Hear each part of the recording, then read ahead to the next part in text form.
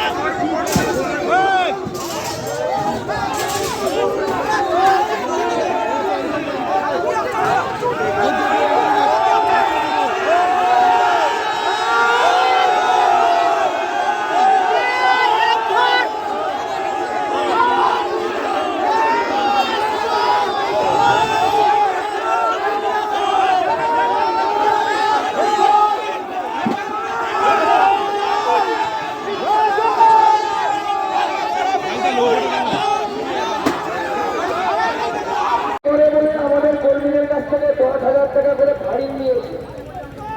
তালিবান যুগ। আমাদের পুলিশের অফিসার যারা আছেন তারা কি শুনতে পাচ্ছেন?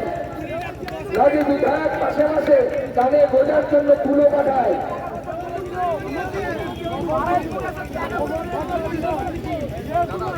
যেভাবে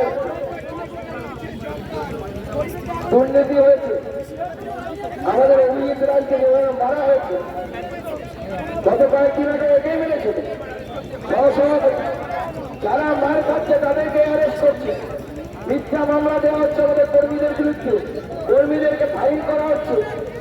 এটা চলতে পারে না। যদি আপনারা না শুধরো, আমি কিন্তু পিআইএল করতে বাধ্য হবো, আপনাদের বিরুদ্ধে হাইকোর্টে থাকতে বাধ্য হবো। পরিষ্কার বলুন, পরিষ্কার বলে দিচ্ছি। তখন যদি চাকরি নিয়ে টানাটানি হয়ে যাবে, দিদিমণি বাঁচাতে পারবে না, দিদিমণি বাঁচাতে পারবে, দিদিমণি নিজের ভাইপোকে বাঁচাতে পারছে না, আপনাদেরকে কি বাঁচাবে?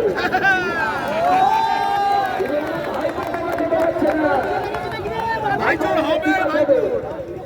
এখনো শুধরে যান, সময় এসেছে।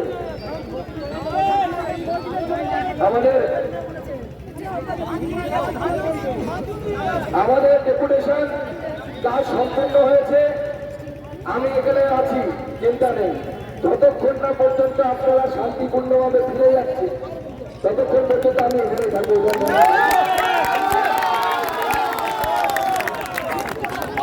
পুলিশের দায়িত্ব গণতান্ত্রিক পদ্ধতিতে গণতান্ত্রিক আন্দোলনে প্রোটেকশন দেওয়ার।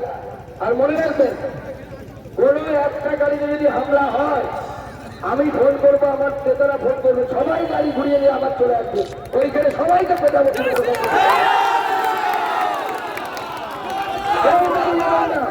যদি কোনো গাড়ির উপরে খবর পান কিছু হয়েছে, আমি আছি, চিন্তা নেই, আমি দাঁড়িয়ে রাখবো।